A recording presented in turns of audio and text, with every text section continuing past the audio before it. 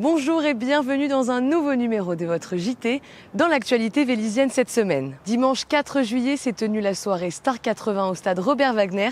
Nous étions sur place. Vendredi 2 juillet, Vélizy TV était présent à l'inauguration de la fresque réalisée par les élèves de l'école maternelle et élémentaire Jean Massé. Enfin, nous vous proposons une immersion au cœur des conseils de quartier avec le conseil de quartier de Louvois.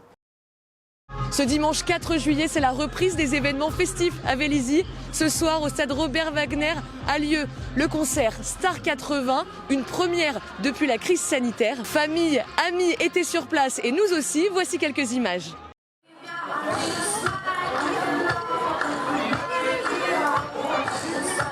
Plus de 800 personnes étaient présentes au stade Robert Wagner ce dimanche 4 juillet à l'occasion du concert Star 80.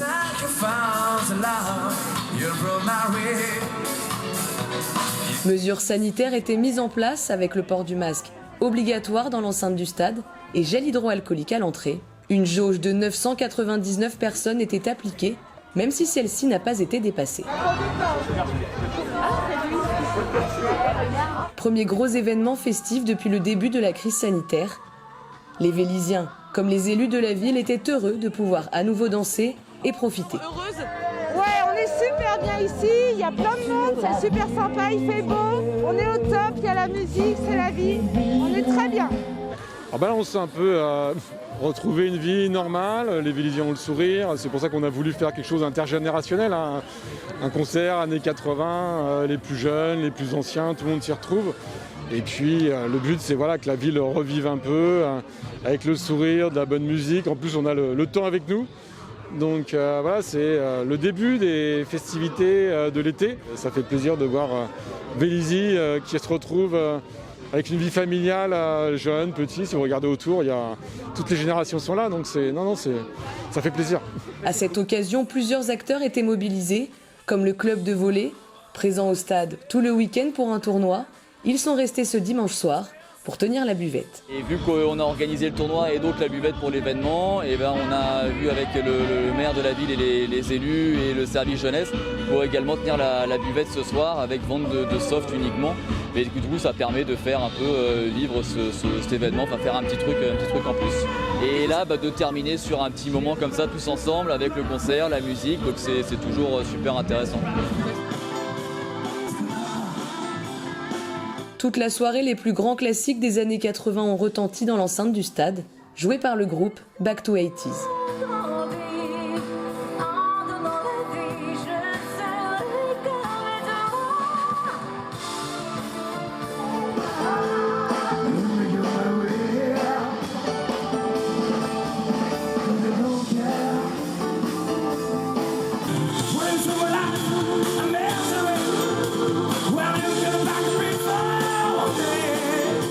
Une soirée qui s'est tenue jusqu'à 23h, et même si certains ont déploré le fait qu'elle se tienne un dimanche soir, pour toutes les personnes présentes dans le stade ou sur leur balcon, c'était le retour à la fête après 1 an et demi de crise sanitaire.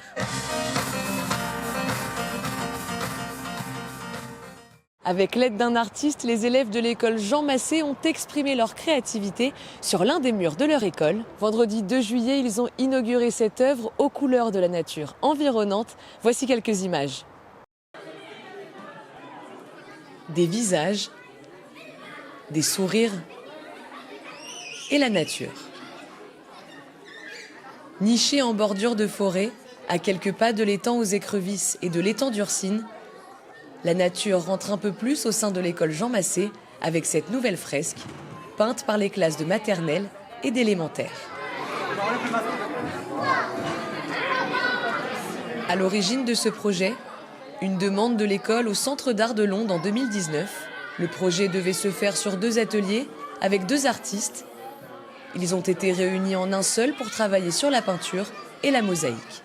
La fresque elle a été faite par 4 classes de l'école, de la petite section au CE2, qui a permis de travailler sur la nature, puisqu'on est entouré de nature ici, et également sur l'art. Les enfants de maternelle, ils ont fait le bas de la fresque, ils ont fait toutes les fleurs, ils ont fait beaucoup de peinture, ils avaient travaillé avant sur l'observation des fleurs, ils en avaient déjà peint en classe.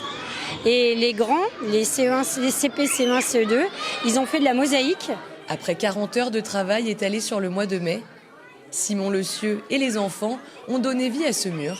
L'artiste les a accompagnés tout au long de la réalisation et relève une grande implication de la part des élèves, ainsi que des progrès constatés tout au long de ces heures de travail. Le premier jour, ils arrivent, ils ne savent même pas tenir un pinceau. En plus, les pinceaux, ils sont vachement grands par rapport à leur taille à eux. Et du coup, c'est le premier jour et 3-4 jours après, ils sont hyper délicats. Genre, ils font bien la peinture comme ça, pas trop. Enfin, non, c'est beau.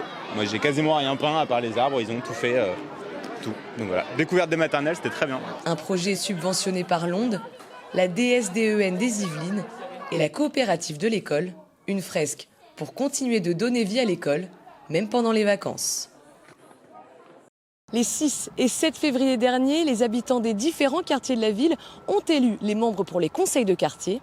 Mais alors, comment fonctionnent ces conseils? Qui les anime? Et comment rentrer en contact avec leurs membres? Les équipes de Vélizy TV ont suivi les membres du conseil de quartier de Louvois pour en savoir un peu plus sur leur fonctionnement.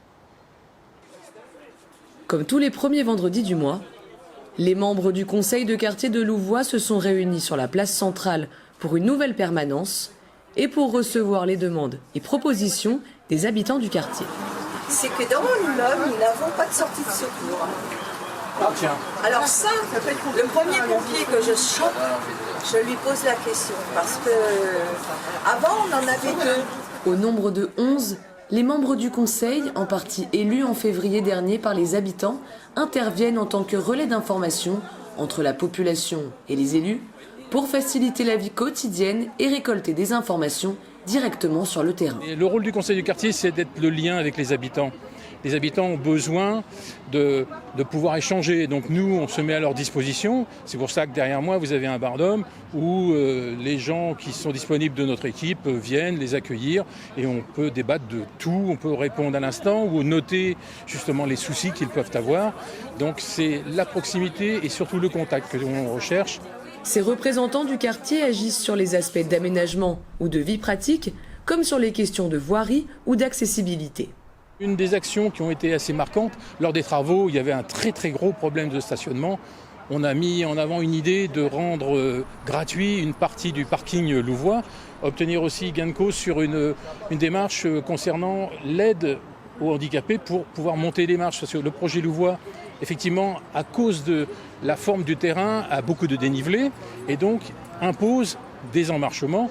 Mais ces emmarchements, notre population, et entre autres dans notre quartier, est assez vieillissante, donc elle a besoin qu'on s'occupe d'elle et donc ces rambardes pour les aider à monter sont très précieuses. Donc on sait qu'on a aussi d'autres demandes qui devraient venir parce que dans le futur parc Louvois, beaucoup d'escaliers, jolis, des bancs, mais il serait nécessaire peut-être d'en ajouter.